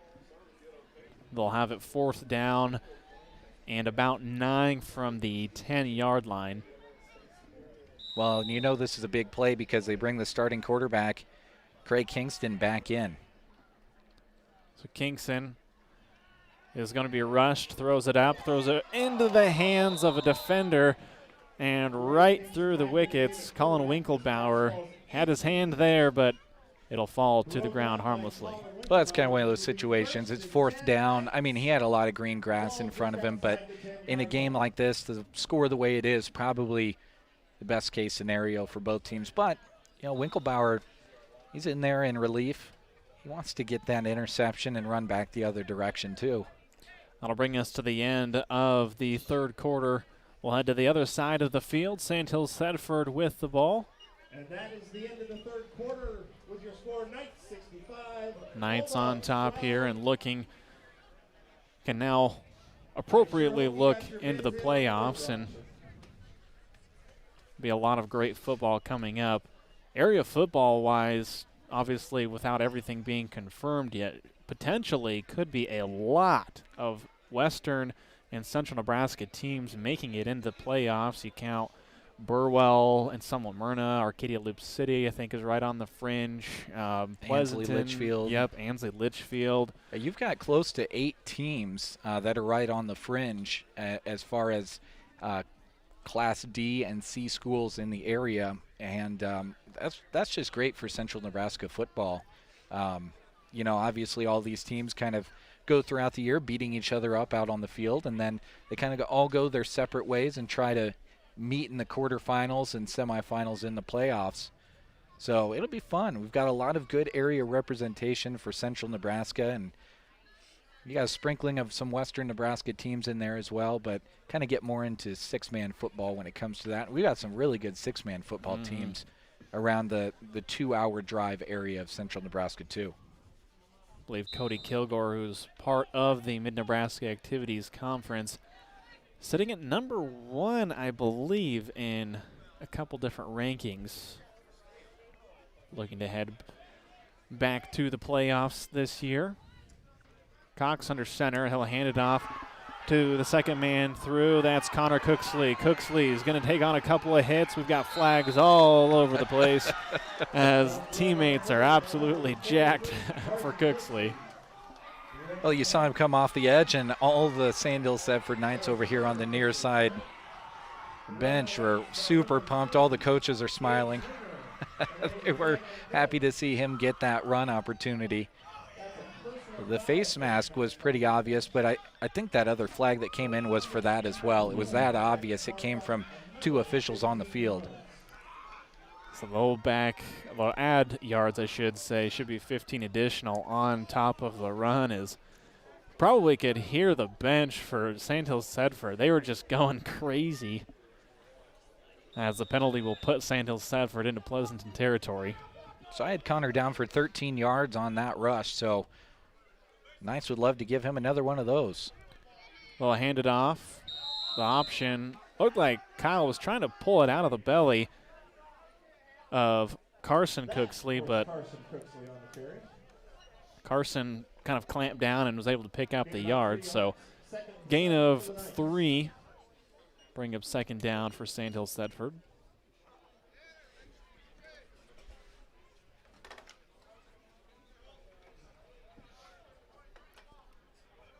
I formation. Cox to Connor. Connor leaning forward. He'll pick up about 2.5. Carson. Those C names. Oh, man. Double C names, both of them. Especially when they're brothers.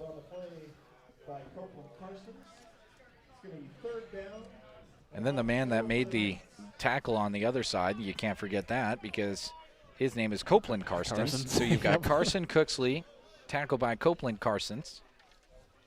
A little bit of a broken play there. Connor, what a move. He'll break it back across the field to the 20, 15, 10, race to the corner. He will win the race and score the touchdown from 34 yards out. A broken play that Connor Cooksley turns into a 34-yard touchdown run. I tell you what, that shimmy he gave right in between the hashes in the middle. I think back the last time I saw a play like that, if you remember back to Nebraska's first game in the Big Ten, Rex Burkhead pulled a little shimmy like that got him into the end zone. Just a different place in the field as Ferran gets that one just inside the right upright and knocks home another point after touchdown point. So Sandhills Thedford extends their lead. It is now 72-12 off the 34-yard touchdown run by Connor Cooksley. You just love to see it, especially when you start getting into the kind of those secondary kids being able to make some big plays and get some big cheers, obviously, out of their bench. And especially in a broken play like that, I'm not sure if it took a Kyle while just to turned develop. The wrong way. Yeah, I'm not sure. Either way, the blocking held up because he had a bunch of room to run. Still waiting for the officials to bring the ball back as Pleasanton also has yet to break the huddle. Ferran will kick it away. Turned into a chilly night. We thought maybe there was a chance that the rain would have been coming through here when we left Broken Bow today. About half the distance here to Dunning, we drove in rain, but it really cleared off. But I think the cold from the rain that fell is sticking around. It's a chilly one for the first time this year. Alvaro puts his foot into it right at the goal line. Taking it is Karstens. He's up to the 21-yard line and a big hit there. A couple of different nights in on that tackle. And the big one that came in there and laid the pop on the pads was Rhett McFadden. Rhett came in there and came from the left side. Hear the slap of the shoulder pads. That's how you know it's fall in Nebraska. Now we get to see the reserves for Pleasanton again. We'll see what they can string together here late. Carson's under center. He'll hand it off. Kingston under center. He'll hand it off to Weston Leffelholtz. Gain of about 2.5 on the play for Pleasanton. 9.5 remaining here in the game. Sandhills Thedford will secure the District 9 championship with their win today. Toss it to the far side. Karstens on the edge. He's at the 40, to the 35, to the 30, 25, 20, the race to the edge. He will win it. Touchdown, Pleasanton. 54 yards out. A nice little run there by Copeland Karstens as he gets Pleasanton on the board here in the second half. 3 carries, 63 yards, and a touchdown in the reserves for Copeland Karstens. So that was a nice run from him. Made quick work of that yardage, I would say. 54 yards out. I believe the biggest run we've had today.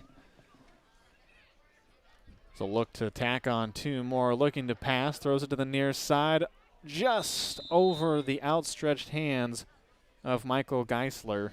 Couldn't quite get it in there, but Pleasanton able to score. 18-72, Knights with the lead here in the fourth quarter.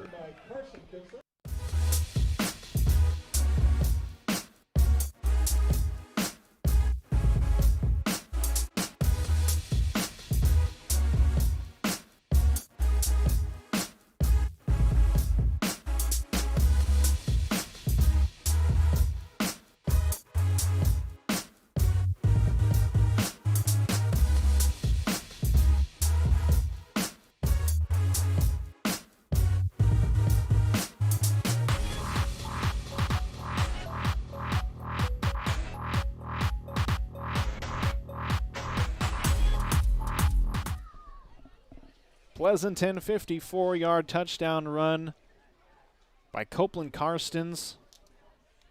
The freshman tacks on the yards and tacks on the points. PAT was no good, but it's always good to see both benches, even on that run, the Pleasanton bench jumping around, excited for him. Yeah, and that's building towards the future. You know, Pleasanton, last couple of years, they're a team that's been able to reload, and it's because they're able to get those players out there and get them that experience. And he looked like a veteran, really tiptoeing that far sideline. Low line driving kick. It'll carry right to the 10-yard line. Connor takes it, cuts back across the middle. He's got some space to the near side, cuts back inside. Nice little move as he gets all the way up to the 37, 38-yard line.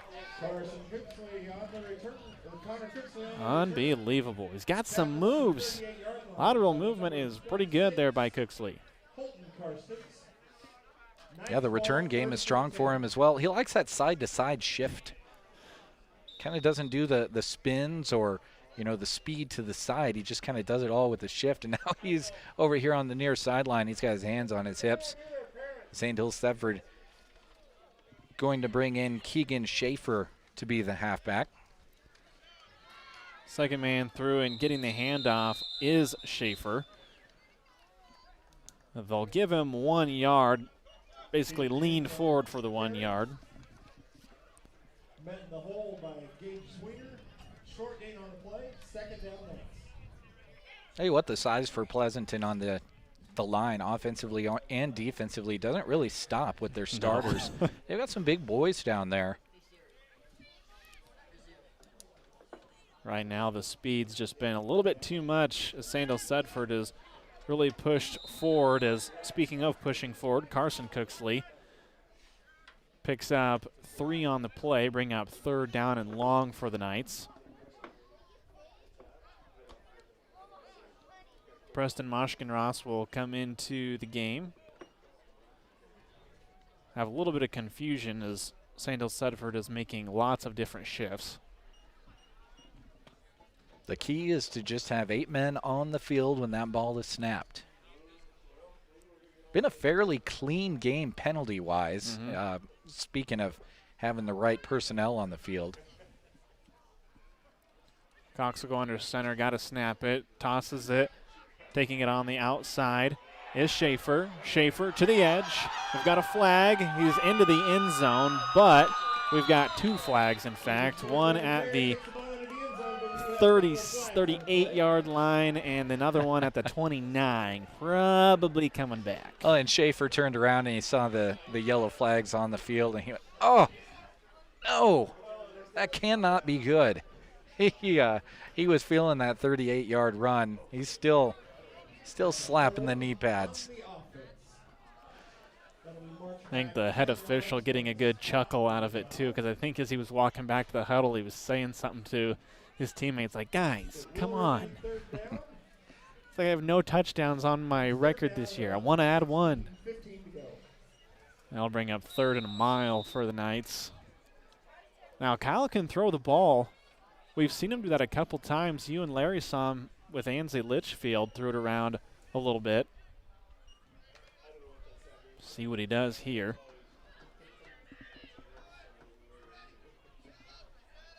Cox will go under center. We'll just toss it on the near side to Schaefer. Not able to get anywhere this time. Good coverage by Copeland Karstens on the near side. Will bring up 4th down and see a punt here. This will bring Zutevern, and I think they're going to go first team punt. Looks like they are.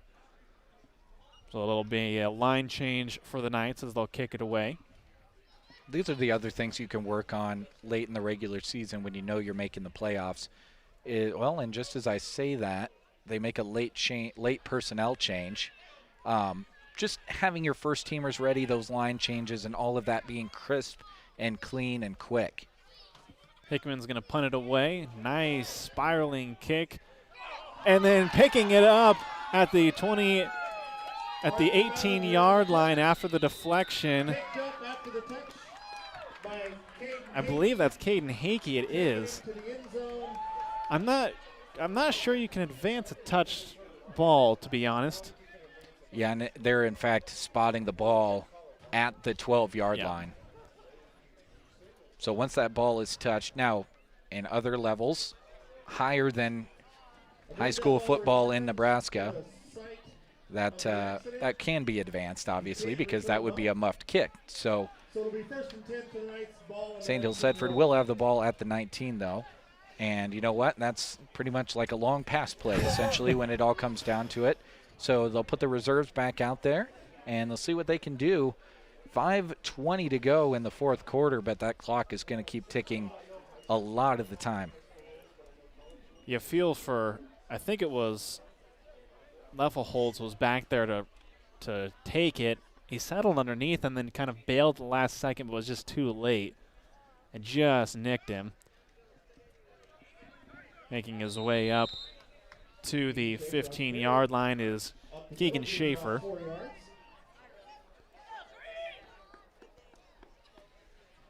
Regular season coming to a close. We'll have lots of playoff coverage for you. Can tell for all of you Knights fans out there, we will cover you at least on the video stream as far as we can. That is the plan at the moment. Cox goes to hand it off to Schaefer. A little bit of a mishandle, and Pleasanton will recover. So that will be a turnover. One turnover on the muffed kick and a turnover on a missed exchange on the handoff. Seeing all kinds of things we haven't seen so far in this game here in the last couple of minutes. You mentioned kind of our plans going forward. We say that we can commit to video as far as we go forward from a personnel standpoint. We have 2 radio stations and we have video equipment. And with all the teams making it in the area, we really hope to do as much coverage. If you listen to KCNI KBBN radio, you know that we try to do as much coverage as humanly possible, especially when you get into playoff time. These kids work hard all season long. They deserve to have the coverage, and we're just going to spread ourselves as thin as we can while also bringing you good coverage in order to get these kids on the radio and videos. So, you know, this Sandhills Thedford coverage in the playoffs might include radio and video. It might just be video, but you can be sure that we'll let you know. We'll toss it near side. Big collision at the 25-yard line. Mr. McFadden, oh my goodness. He came flying in there. He was there after the gain was already made, but it was almost like he said, okay, well, you got those few yards on me, but the pop of the pads, you're going to feel it here, and he's brought the heat a couple of times. Gavin Zwiener, the ball carrier on that one, and felt that one a little bit. You could hear it. Snap back, Kingston. It'll be a gain of about 2. Everyone helping each other up. Karsten's able to pick up a couple of yards to bring up 4th and short for Pleasanton. Stick around after the game. Coach Josh Dynas, head coach of Sandhills Thedford, will come up to the booth, talk a little bit with us about regular season coming to a close and preparing for playoffs. Take the snap, looking kind of for an option, and then he'll get dropped. I do not believe he made the yard to gain. It's really, really close. He tried to lean forward at the end, but Carson Cooksley came in, and before he was able to lean forward, if Carson's not there, he makes that first down. But as it is, it's going to be a turnover on downs. That was 4th down. So I think the marker on the far side, I'm not sure whether it was changed or not going into that play, but they talk things over and say, yeah, that should have been 4th. So the flip of possession.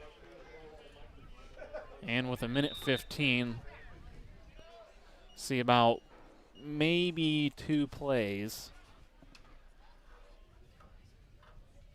depending on when they snap the ball.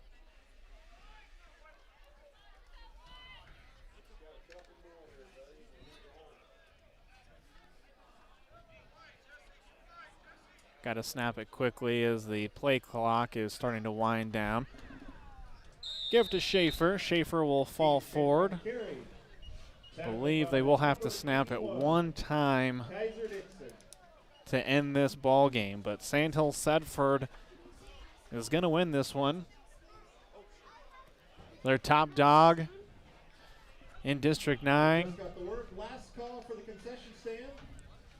And they may not have to snap it. It looks like they will walk it off to the sidelines, and Sandhills Thedford will win this one 72-18. The Knights, the district champions, as they will hold that top spot in the district as the two teams come together to shake hands.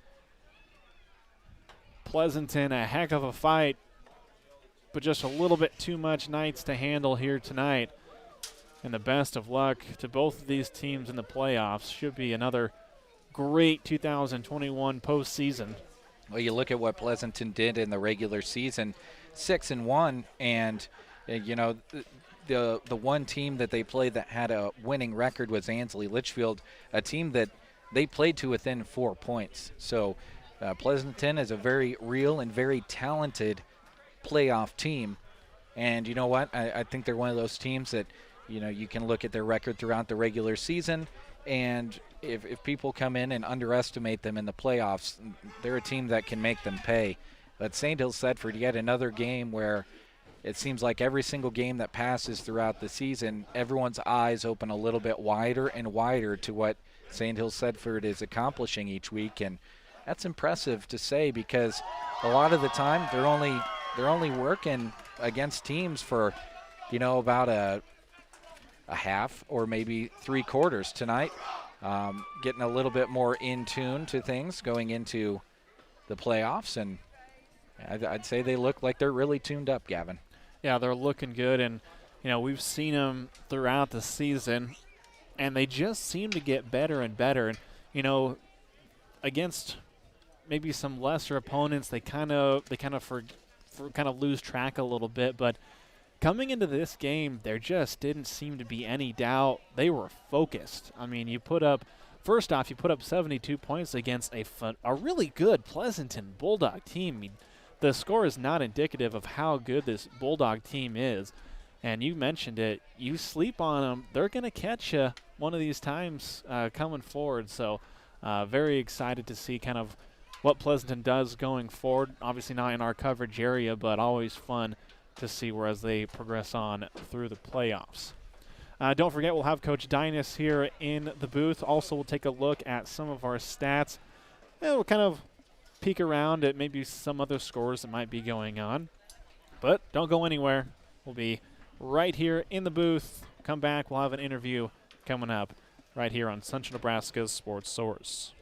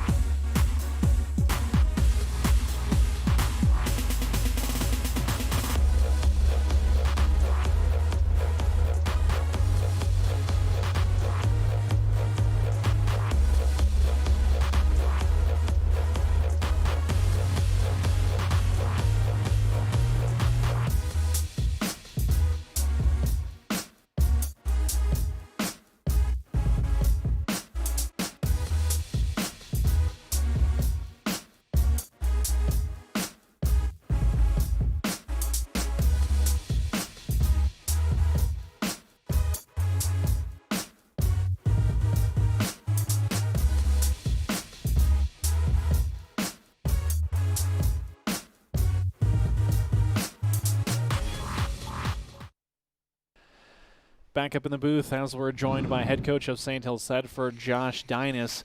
Congratulations. A heck of a win against a really quality opponent. Yeah, I guess just telling the other guys, we came out really strong tonight, especially on offense. Yeah, coming in this year, we need to shore up some things on the offensive line, losing a couple guys, and we've been getting better each game, especially once Parker got back.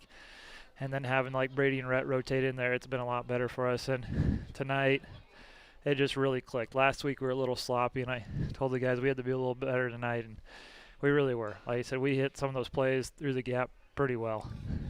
Talk a little bit about the running game. It was probably the most effective we've seen it all year long. Just the ability to go up against a line that Pleasanton, in all reality, looking at a much bigger front line, but you guys seem to control that really well.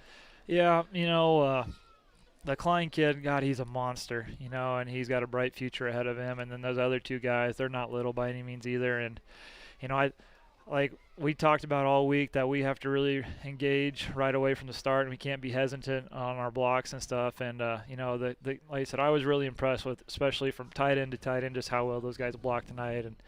And we were running some zone option and some triple option at them, and just trying to slow them down, because like I said, as the game would go on, we were worried about them just kind of leaning on us and just tiring us down with that size, and I thought we handled it pretty well.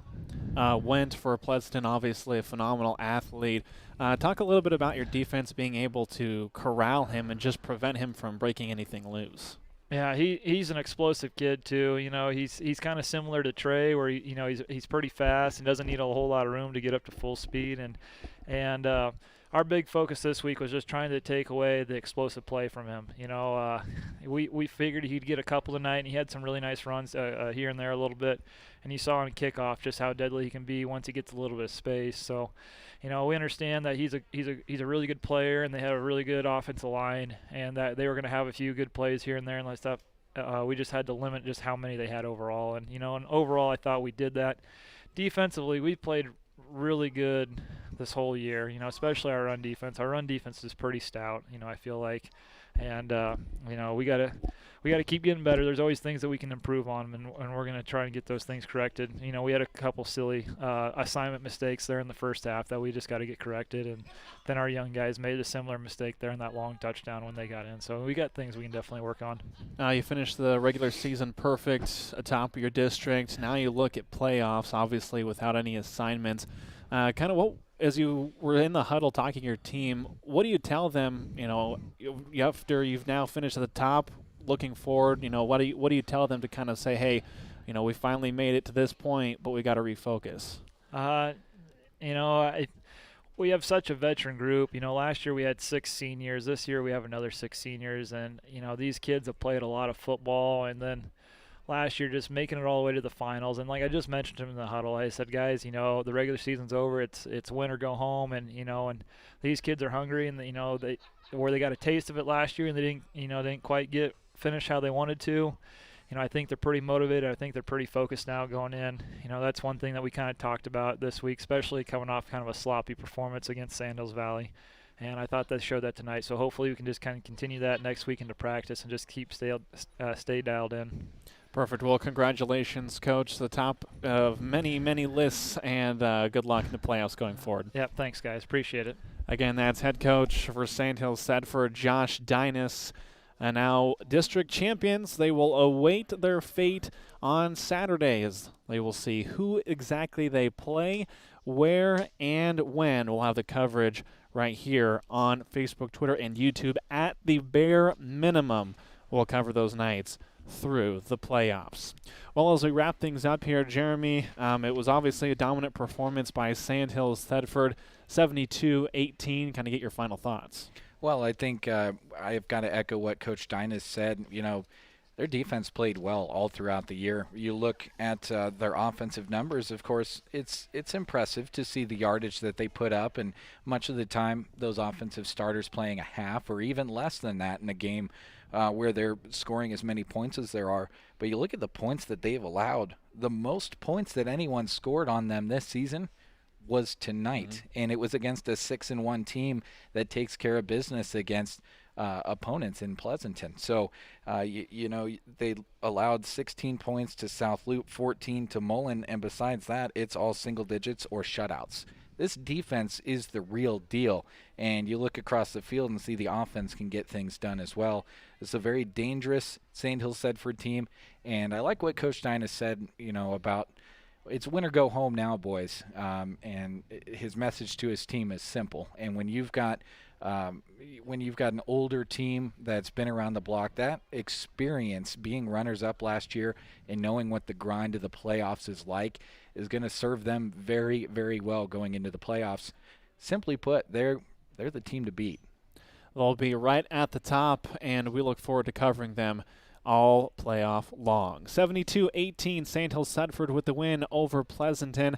And throughout the game, you have seen sponsors flash across your screen, and I want to read them to you one more time. And if you stop in at any of those places, thank them for sponsoring this game this evening. They include Roadside Inn, Midwest Partitions, Ewald's Grocery, Sandhill Oil, Harsh Mercantile, Sandhills Corral, Thedford Public Schools, Crossroads Auto Repair Specialists, Nebraska State Bank, Western Nebraska Bank, Custer Public Power District, Consolidated, Security First Bank, Agland ATV, Bubba's Smoke Shack, Pleasanton Processing, Pleasanton Livestock Service, Phillips Insurance Agency and Town, and Country Bank. Sandhills Thedford finishes the top of their district as champions. They now await the playoff fate, as does Pleasanton, as the Knights come out on top, 72-18. A big thank you to Nicole Shipe for coming down and running the camera for us here this evening. Jeremy Shipe, the color man. I'm Gavin Higgins. Have a great rest of your night, everyone.